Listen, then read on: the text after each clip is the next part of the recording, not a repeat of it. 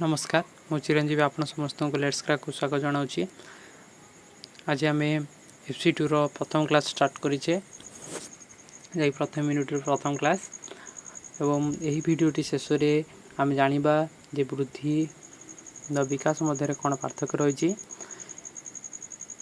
विकासर अमूल नीति गुड़िक कौन एवं मनुष्यर विकासर जो पर्यायभित्तिक विकास घटी था यही विकास समय सीमा निर्धारित करा जाय थाए यही समय सीमा को मन रखापी गोटे सर्ट ट्रिकटे जाना जहाँद्वारा कि आपणकर यही समय सीमा को मन रखापी सुविधा हेब से मो भिडियोटी को शेष पर्यंत देखु था। तेबे वीडियो आरंभ करने पूर्व जो मैंने मो चैनल नुआ अच्छा से मैंने मो चैनल को सब्सक्राइब करेंगे पाखे थी बेल आइकन को टर्न ऑन करूँ भल लगे लाइक करूँ और शेयर करने को भूलें। तेबे चलतु स्टार्ट करवा।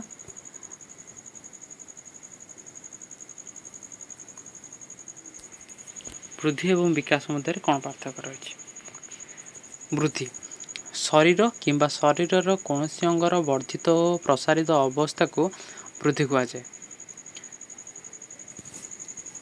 यह वृद्धि होची परिमाणात्मक कारण यह को आम संख्या माध्यम प्रकाश करिपरिबा। जेपरिक रामर उच्चता 5 फुट हरिर ओजन 35 केजी।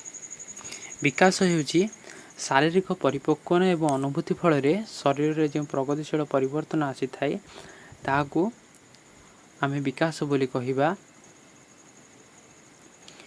एवं उदाहरण स्वरूप गोटे पिलाटी जितेबाला हाथर दैर्घ्य वृद्धि घटा शारीरिक क्षमता हासिल करने पर जितेबाला से पेन धरी कलम चालना करें से आम तार विकास घटला हाथर विकास घटला बोली आम कहीपर। एवं यह विकास होची गुणात्मक यह को आम संख्या मात्रा रे प्रकाश करिपरिबा नाही।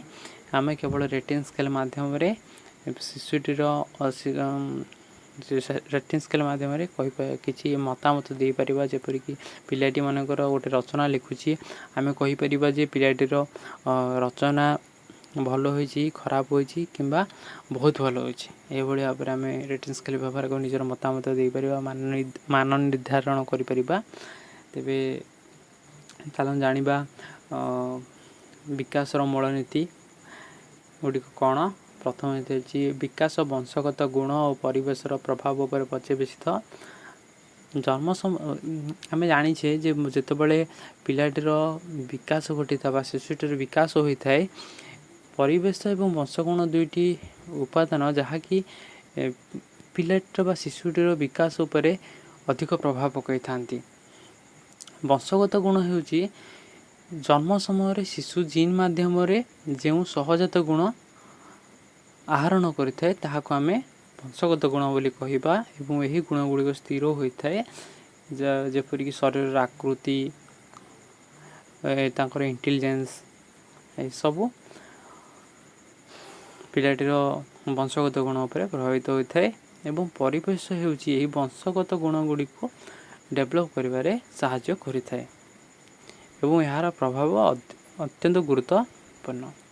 जेपरिक जो दुईटी जमज उदाहरण स्वरूप दुईटी जमज संतान को जदि आम विभिन्न अन्य अलग अलग परिवेश भिन्न भिन्न परिवेश छाड़ा तेबे आम देखा जे विभिन्न अन्य परिवेश आसी पिलाटी अन्य प्रकृतिर होता बेले अन्य चरित्र होता बेले आउ गोटे परिवेश आसी पिलाटी आउ गोटे चरित्र मनकर गोटे पिलाटी को चोर कर छाड़ा आउ जन पिलाटी को साधु कर छाड़ा तेज साधुर पिलाटी साधु होता बेले चोर पिलाटी चोर हो एपरी हबार 99% चांस थाए। ठीक एवं परिवेश यह आम यह परिवर्तनशील जबकि व्यक्तिर स्वभाव को आम परिवर्तन कर व्यक्तिर चरित्र को आम परिवर्तन कर। ठीक तबे नेक्स्ट हूँ विकास निर्दिष्ट दिगरे गति करे ना व्यक्तिर जन्म एवं मृत्यु पर्यंत पर्यायक्रमिक ଭାବରେ ଘଟିଥାଏ। ସେ ଶୈଶବ ଅବସ୍ଥା, ବାଲ୍ୟ ଅବସ୍ଥା, କୈଶୋର ଅବସ୍ଥା, ପରିଣତ ଅବସ୍ଥା ଏବଂ ବାର୍ଦ୍ଧକ୍ୟ ଅବସ୍ଥା ଦେଇ ଗତି କରିଥାଏ। ସେ ଡାଇରେକ୍ଟଲି ଶୈଶବ ଅବସ୍ଥାରୁ କୈଶୋର ଅବସ୍ଥାକୁ ଆସିନଥାଏ କିମ୍ବା ପରିଣତ ଅବସ୍ଥାକୁ ଆସିନଥାଏ। ସେ ଶୈଶବ ଅବସ୍ଥାରୁ ବାଲ୍ୟ ଅବସ୍ଥା, ବାଲ୍ୟ ଅବସ୍ଥା ଦେଇ କୈଶୋର ଅବସ୍ଥା, କୈଶୋର ଅବସ୍ଥା ଦେଇ ପରିଣତ ଅବସ୍ଥାକୁ ଆସିଥାଏ। ଠିକ୍। ତେବେ ନେକ୍ସଟ ପଏଣ୍ଟକୁ ଯିବା। ନେକ୍ସଟ ପଏଣ୍ଟ ହେଉଛି ବିକାଶର ଧାରା ସ୍ୱତନ୍ତ୍ର। ନା କେତେକ ଶିଶୁଙ୍କର ବିକାଶ ଦ୍ରୁତ ହୋଇଥିବା ବେଳେ କେତେକ ଶିଶୁଙ୍କର ମନ୍ଥର ହୋଇଥାଏ। ଗୋଟିଏ କ୍ଲାସ୍ରେ ମଧ୍ୟ ଆମେ ଦେଖିଛେ ବହୁତ କେତେ ପିଲା ଡେଙ୍ଗା ଥିବା ବେଳେ କେତେ ପିଲା ଟିମା ରହିଥାନ୍ତି, କେତେ ପିଲା ବର୍ତ୍ତମାନ ଟିମା ଥିବ ଆଗକୁ ଡେଙ୍ଗା ହୋଇଯାଇଥିବେ। ଏହିଭଳି ଭାବରେ ବ୍ୟକ୍ତି ବିଶେଷରେ ବିକାଶ ସ୍ୱତନ୍ତ୍ର ହୋଇଥାଏ। ଠିକ୍। ବିକାଶ ଏକ ଧାରାବାହିକ ପ୍ରକ୍ରିୟା। ଶିଶୁର ଶରୀର ଏବଂ କାର୍ଯ୍ୟକଳାପରେ ଦେଖାଯାଉଥିବା ପରିବର୍ତ୍ତନ ହଠାତ୍ ଘଟିନଥାଏ, ଏହା ଧାରାବାହିକ ଭାବେ ଘଟିଥାଏ। ଯେପରିକି ଉଦାହରଣ ସ୍ୱରୂପ ଗୋଟେ ପିଲାଟିର କଥା କହିବା ଶୈଳୀ ଦେଖିବା। ପିଲାଟି ଯେତେବେଳେ କଥା କହିଥାଏ ସେ ନିଜର ଭାବକୁ ଅନ୍ୟମାନଙ୍କ ଆଗରେ ପ୍ରକାଶ କରିଥାଏ, ସେତେବେଳେ ସେ ଡାଇରେକ୍ଟଲି ଗୋଟେ ସେଣ୍ଟେନ୍ସରେ ନିଜର ବାକ୍ୟ ପ୍ରକାଶ କରିପାରି ନଥାଏ। ପ୍ରଥମେ ସେ କିଛି ଅସ୍ପଷ୍ଟ ଶବ୍ଦ କରିଥାଏ, ଏହାପରେ ଗୋଟିଏ ଅକ୍ଷର ଯେପରିକି ବା, ମା, ପା ଏହିପରି କିଛି ଶବ୍ଦ କରିଥାଏ। ନେକ୍ସଟ ଖଣ୍ଡ ବାକ୍ୟ କହିଥାଏ ଏବଂ ସମ୍ପୂର୍ଣ୍ଣ ବାକ୍ୟକୁ ନିଜର ଭାବ ପ୍ରକାଶ କରିଥାଏ। ଏହା ଧାରାବାହିକ ଭାବେ ଘଟି ଚାଲିଥାଏ। ଠିକ୍। ନେକ୍ସଟ ପଏଣ୍ଟକୁ ଯିବା। ନେକ୍ସଟ ପଏଣ୍ଟ ହେଉଛି ପ୍ରାରମ୍ଭିକ ପର୍ଯ୍ୟାୟରେ ବିକାଶ ଅଧିକ ତ୍ୱରାନ୍ୱିତ ହୋଇଥାଏ। ନା ଜନ୍ମରୁ 5 ବର୍ଷ ମଧ୍ୟରେ ଶିଶୁର ଭାଷା ଗ୍ରହଣ କରିବାର ସାମର୍ଥ୍ୟ ଅଧିକ ଥାଏ ବା ଅଧିକାଂଶ ଗୁଣ ଏହି ସମୟରେ ବିକଶିତ ହୋଇଯାଇଥାଏ।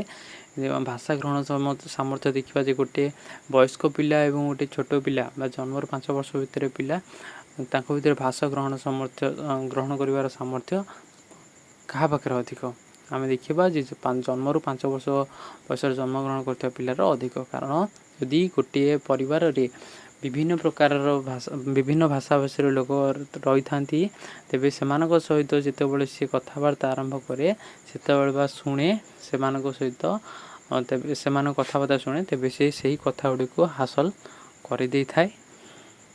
କିନ୍ତୁ ଜଣେ ବୟସ୍କ ବ୍ୟକ୍ତି ଅନ୍ୟ ଗୋଟିଏ ଭାଷାକୁ ଆକ୍ୱେର କରିବା ପାଇଁ ତାକୁ ବହୁ ସମୟ ଲାଗିଥାଏ। ଠିକ୍। ତେବେ ନେକ୍ସଟ ପଏଣ୍ଟକୁ ଯିବା। ନେକ୍ସଟ ପଏଣ୍ଟ ହେଉଛି ସମସ୍ତ ବିକାଶ ମଧ୍ୟରେ ନିବିଡ଼ ସମ୍ପର୍କ ରହିଥାଏ।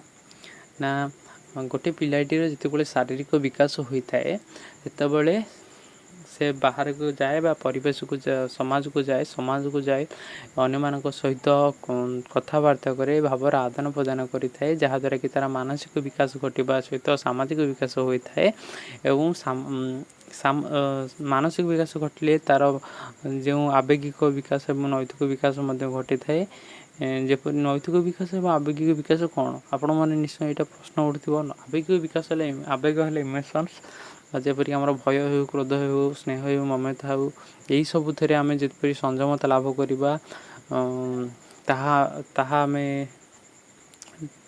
ଆମେ ବିଦ୍ୟାଳୟମାନଙ୍କ ଶିଖିପାରିବା, ପରିବେଶରୁ ଶିଖିପାରିବା। ଠିକ୍। ଏବଂ ଏହି ବିକାଶକୁ, ଏହି ଆବେଗକୁ ସଂଯମ କରିବା ପାଇଁ ଆମର ସମାଜରେ କିଛି ନୈତିକ ବା ନୀତି ଅଛି, ଯାହାକୁ ନୈତିକ ବିକାଶ ନୈତିକ ବୋଲି କହିପାରିବା। ସେହି ନୀତି ଗୁଡ଼ିକ କ'ଣ ନା ବଡ଼ମାନଙ୍କର କଥା ମାନିବା, ହେଲା, ଗୁରୁଜନମାନଙ୍କର କଥା ମାନିବା। ଠିକ୍।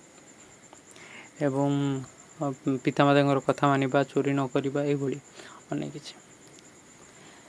ତାପରେ ହେଲା ପ୍ରବୋଧୀକରଣ ଏବଂ ଏକୀକରଣ କ୍ରିୟା ମାଧ୍ୟମରେ ବିକାଶ ସଂଗଠିତ ହୋଇଥାଏ। ନା ଯେତେବେଳେ ପିଲାଟି ସପୋଜ୍ ଗୋଟେ ପିଲାଟି ଆକାଶରେ ଉଡ଼ୁଥିବା ବସ୍ତୁମାନଙ୍କୁ ପକ୍ଷୀ ବୋଲି ଭାବୁଥାଏ, ଯାହା ବି ଆକାଶରେ ଉଡ଼ନ୍ତି ତାକୁ ସେ ପକ୍ଷୀ ବୋଲି ମାନିଥାଏ। କିନ୍ତୁ ଯେତେବେଳେ ସେ ବଡ଼ ହୁଏ, ଲୋକମାନେ କୁହନ୍ତି ଯେ ସବୁ ଆକାଶରେ ଉଡ଼ୁଥିବା ପ୍ରତ୍ୟେକଟି ବସ୍ତୁ ପକ୍ଷୀ ନୁହନ୍ତି, ଯାହା ବି ଉଡ଼ୁଛନ୍ତି ସେ ପକ୍ଷୀ ନୁହନ୍ତି। ତା ଭିତରେ କିଛିଟା ହେଲିକପ୍ଟର ଅଛନ୍ତି, କିଛି ଉଡ଼ାଜାହାଜ ଅଛନ୍ତି।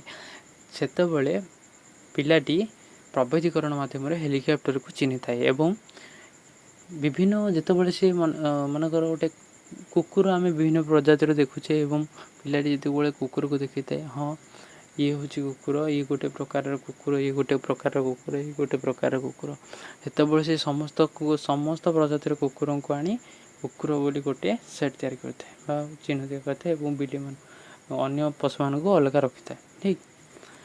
ନେକ୍ସଟ ହେଲା ଶରୀରର ପ୍ରତ୍ୟେକ ଅଙ୍ଗ ବିଭିନ୍ନ ସମୟରେ ବୃଦ୍ଧି ପାଇଥାଏ।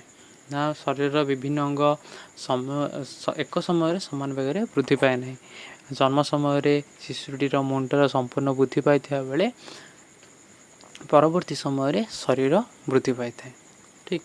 ନେକ୍ସଟ ହେଲା ବାଳିକାମାନଙ୍କର ବୃଦ୍ଧିର ବେଗ ବାଳକମାନଙ୍କର ବୃଦ୍ଧିର ବେଗ ଠାରୁ ଭିନ୍ନ ହୋଇଥାଏ।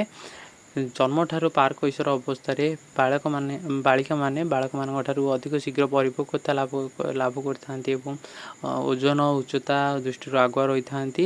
ସେମାନେ 12 ବର୍ଷ ବୟସରେ ପ୍ରସାଧନର କ୍ଷମତା ମଧ୍ୟ ହାସଲ କରିଥାନ୍ତି। ଠିକ୍। ନେକ୍ସଟ ହେଲା ଯିବା ବିକାଶର ବିଭିନ୍ନ ପର୍ଯ୍ୟାୟ ଓ ଏହାର ସୋପାନ ହେଲା। ତେବେ ବିକାଶର ବିଭିନ୍ନ ପର୍ଯ୍ୟାୟ କ'ଣ ନା ପର୍ଯ୍ୟାୟ ଗୁଡ଼ିକ ହେଲା 5ଟି ପର୍ଯ୍ୟାୟ, ଯେବେ ଶୈଶବ ଅବସ୍ଥା, ବାଲ୍ୟ ଅବସ୍ଥା, କୈଶୋର ଅବସ୍ଥା, ପରିଣତ ଅବସ୍ଥା ଏବଂ ବାର୍ଦ୍ଧକ୍ୟ ଅବସ୍ଥା। ଶୈଶବ ଅବସ୍ଥା ହେଲା ଜନ୍ମଠାରୁ 3 ବର୍ଷ, ବାଲ୍ୟ ଅବସ୍ଥା ହେଲା 3 ବର୍ଷରୁ 10 ବର୍ଷ ବା 12 ବର୍ଷ, କୈଶୋର ଅବସ୍ଥା ହେଲା 10-12 ବର୍ଷରୁ 19 ବର୍ଷ, ପରିଣତ ଅବସ୍ଥା ହେଲା 19 ବର୍ଷରୁ 60 ବର୍ଷ, ବାର୍ଦ୍ଧକ୍ୟ ଅବସ୍ଥା ହେଲା 60 ବର୍ଷରୁ ମୃତ୍ୟୁ ପର୍ଯ୍ୟନ୍ତ। ତେବେ ଏଠାରେ ବାଲ୍ୟ ଅବସ୍ଥାକୁ ଦୁଇ ଭାଗରେ ବିଭକ୍ତ କରାଯାଇଛି। ଗୋଟେ ହେଲା ଆଦ୍ୟ ବାଲ୍ୟ ଅବସ୍ଥା, ଗୋଟେ ଶେଷ ବାଲ୍ୟ ଅବସ୍ଥା। କୈଶୋର ଅବସ୍ଥାକୁ ଦୁଇ ଭାଗରେ ବିଭକ୍ତ କରାଯାଇଛି। ପାର କୈଶୋର ଅବସ୍ଥା, ଗୋଟେ କୈଶୋର ଅବସ୍ଥା। ପରିଣତ ଅବସ୍ଥାକୁ ଦୁଇ ଭାଗରେ ବିଭକ୍ତ କରାଯାଇଛି। ଗୋଟେ ଆଦ୍ୟ ପରିଣତ ଅବସ୍ଥା ଆଉ ଗୋଟେ ପରିଣତ ଅବସ୍ଥା। ଠିକ୍। ଏବେ ଶୈଶବ ଅବସ୍ଥାକୁ ମନେ ରଖିବା ପାଇଁ ଯେଉଁ ସଠିକ୍ଟା କ'ଣ ନା ଜନ୍ମଠାରୁ 3 ବର୍ଷ, ଏଇଟା ହେଲା କ'ଣ ନା ଅଙ୍ଗନବାଡ଼ି ଯିବାର ପୂର୍ବ ବୟସ। ଆଦ୍ୟ ବାଲ୍ୟ ଅବସ୍ଥା ହେଲା ଅଙ୍ଗନବାଡ଼ିରୁ ପ୍ରାଥମିକ ବିଦ୍ୟାଳୟ। ଠିକ୍। ଶେଷ ବାଲ୍ୟ ଅବସ୍ଥା ହେଲା ପ୍ରାଥମିକ ବିଦ୍ୟାଳୟରୁ ଉଚ୍ଚ ପ୍ରାଥମିକ ବିଦ୍ୟାଳୟକୁ ଯିବାର ବୟସ ହେଲା। ଆଉ କୈଶୋର ଅବସ୍ଥା ହେଲା ଉଚ୍ଚ ପ୍ରାଥମିକ ବିଦ୍ୟାଳୟରୁ ହାଇସ୍କୁଲ ଯିବା ବୟସ। ଏବଂ କୈଶୋର ଅବସ୍ଥା ହେଲା ହାଇସ୍କୁଲ ବୟସରୁ କଲେଜ ଯିବା ବୟସ। ଠିକ୍। ଏବଂ ପରିଣତ ଅବସ୍ଥାରେ କ'ଣ ନା ଯେତେବେଳେ ଆମେ ଭୋଟ ଦେଉଛେ, ଭୋଟ ଦେବା ବୟସରୁ କେଉଁଠି ନା ଆମର ବା ସାବାଳକ ହେବା ବୟସଠାରୁ 40 ବୟସ। 40 ଯେତେବେଳେ ଆମେ ଆଖିରେ ଚଷମା ପିନ୍ଧେ, ବୁଢ଼ା ଲୋକମାନେ ପିନ୍ଧନ୍ତି, ଆମ ବାପା ମାଆମାନେ ପିନ୍ଧନ୍ତି। ଏବଂ ପରିଣତ ଅବସ୍ଥା ହେଲା 40 ବର୍ଷରୁ 60 ବର୍ଷ, ନାହିଁ 40ରୁ କେଉଁଠୁ ନା ଆମର ବାର୍ଦ୍ଧକ୍ୟ ଭତ୍ତା ମିଳିଲା ପର୍ଯ୍ୟନ୍ତ, ବାର୍ଦ୍ଧକ୍ୟତାରୁ ମୃତ୍ୟୁ ପର୍ଯ୍ୟନ୍ତ।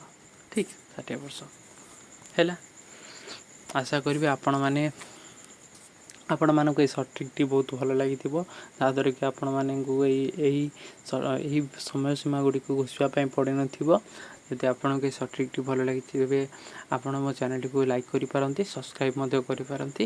ଏଭଳି ଆପଣଙ୍କୁ ଅନେକ ନୂତନ ଶିକ୍ଷା ମିଳିବ। ଏବଂ ଯଦି ଆପଣ ଅନ୍ୟ କୌଣସି ଭିଡ଼ିଓ ଚାହୁଁଛନ୍ତି, ତେବେ ଆପଣ କମେଣ୍ଟ ବକ୍ସରେ ନିଶ୍ଚୟ ଆପଣଙ୍କ ମତାମତ ରଖିବେ। ଭିଡ଼ିଓଟିକୁ ଶେଷ ପର୍ଯ୍ୟନ୍ତ ଦେଖିଥିବାରୁ ଆପଣଙ୍କୁ ଅଶେଷ ଧନ୍ୟବାଦ।